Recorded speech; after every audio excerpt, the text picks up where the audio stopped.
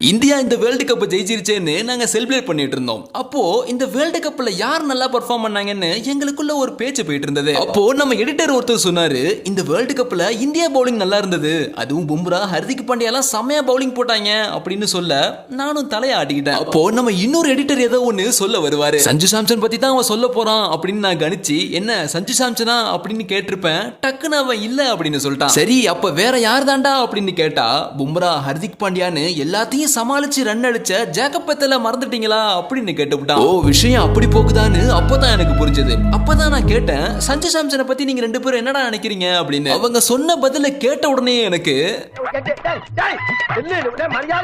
அப்படி அவங்க என்ன சொன்னாங்கன்னா, ஒருத்தன் சஞ்சு சாம்சன் நல்லா விளையாண்டாரு, ஆனா ஸ்பின்னர்ஸ்ட கொஞ்சம் ஸ்ட்ரகிள் பண்ண மாதிரி தெரியுது அப்படின்னு சொன்னா. அப்போ எனக்கு புரிஞ்சுட்டு, சேப்பாக்கு ஒரு ஸ்பின் பிச்சு, என்னதான் வேர்ல்டு கப்ல பறக்க விட்டாலும் ஸ்பின்னர்ஸ்ட சோக் ஆயிருவான் சஞ்சு சாம்சன் அப்படின்னு சொல்ல வரான் அவன். இன்னொருத்தன் நான் கரெக்டா கண்டுபிடிச்சது தெரிஞ்சு அமைதியா இருந்துட்டான். அப்பதான் நான் உங்க ரெண்டு பேர்ல ஒருத்த ஆர்சிபி, இன்னொருத்த எம்ஐன்னு எனக்கு தெரியாதா அப்படின்னு கேட்டேன். அவங்க ரெண்டு பேரும் செம ஷாக் ஆயிட்டாங்க. அதுக்கப்புறம் கொஞ்சம் நார்மலான உடனே எது பெஸ்ட் டீம்னு ஃபைட் போச்சு. அப்போ அந்த எம்ஐ ஃபேன், நான் சாம்சன் சொன்னா அவன் பும்ரான்னு சொல்றான், நான் டூபேன்னு சொன்னா அவன் ஹர்திக்னு சொல்றான், டெவால் பிரேவிஸ்னு சொன்னா வில் ஜாக்சன் சொல்றான். இந்த வேர்ல்டு கப் பெர்ஃபார்மன்ஸ் வச்சு எம்ஐ பிளேயர்ஸ் நல்லா பெர்ஃபார்ம் பண்ணாங்களே அப்படின்னு அடிச்சு சொல்ல ஆரம்பிச்சிட்டான். இப்போ இங்க நாங்க நியூட்ரலா இருக்கோம், நீங்க கமெண்ட்ல எது பெருசுன்னு அடிச்சு காட்டுங்க.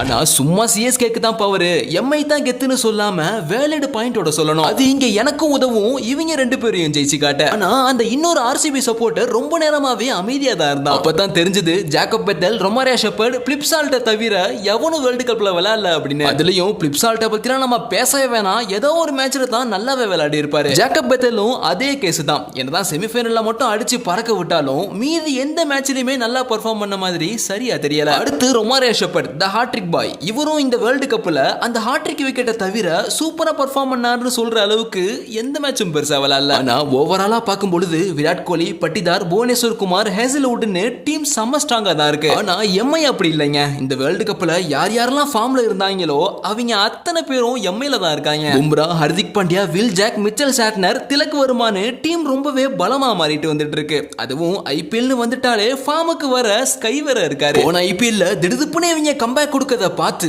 மொத்த டீமும் அரண்டு போனதை நம்ம எல்லாருமே பார்த்திருப்போம். பாப்போம் இந்த தடவை என்ன பண்றாங்கன்னு. ஆனா சிஎஸ்கேவையும் குறைச்சி எடை போட்டுற முடியாதுங்க, ஏன்னா நம்ம எல்லாத்துக்குமே தெரியும். காரணம், சஞ்சு சாம்சன் இப்ப இருக்கிற மூடு பாத்தீங்கன்னா காட் மூடு. இப்ப தலைவன் இருக்கிற ஃபார்முக்கு அவனை கையிலே பிடிக்க முடியாது. டூபே பத்திலாம் நம்ம பேசவே வேணாம், ஏன்னா வேர்ல்டு கப்ல அவரோட பர்ஃபார்மன்ஸ் அப்படி. இந்தியா எப்ப ஸ்ட்ரகிள் பண்ணாலும் ஒத்தால நின்று மேட்சை முடிச்சு கொடுத்திருப்பாரு சிவம் டூபே. டெவால் பிரேவிஸும் ஃபார்ம் அவுட்லாம் சொல்லிட முடியாது. எப்பப்பெல்லாம் சவுத் ஆப்பிரிக்காக்கு இம்பார்ட்டன்ட் நாக்ஸ் தேவைப்படுதோ அப்பப்பெல்லாம் செம்மையா பெர்ஃபார்ம் பண்ணிருப்பாரு. இதெல்லாம் வச்சு பார்க்கும் பொழுது சிஎஸ்கே டீமும் சம ஃபார்ம்ல இருக்காங்க, நம்ம எதிர்பார்த்த மாதிரியே. ஓப்பனிங்ல அபிஷேக் சர்மா, என்னதான் அபிஷேக் சர்மா இந்த வேர்ல்டு கப்ல சுத்தமா ஃபார்ம்ல இல்லனாலும் ஃபைனல்ல அவரோட பெர்ஃபார்மன்ஸ் பாத்தீங்கன்னா கொஞ்சம் நல்லாவே இருந்தது. வெறும் 18 பால்லையே 50 ரன் அடிச்சிருப்பாரு அபிஷேக் சர்மா. அடுத்து ஒன் டவுன்ல இஷான் கிஷன், இவரோட அடி எப்படி இருக்குன்னு நம்ம எல்லாத்துக்குமே தெரியும். இப்போ இவங்க ரெண்டு பேரு பிளஸ் டிராவிஸ் ஹெட், இந்த மூணு பேரும் நின்று அடிச்சாங்கன்னா ஸ்கோர் கார்டு எங்க போகும்னு கொஞ்சம் யோசிச்சு பாருங்க. ஆனா டிராவிஸ் ஹெட் கொஞ்சம் ஃபார்ம்ல இல்ல தான், பாப்போம் என்ன பண்றாங்கன்னு. கடைசியா இப்போ நீங்க சொல்றதுல தான் இருக்கு,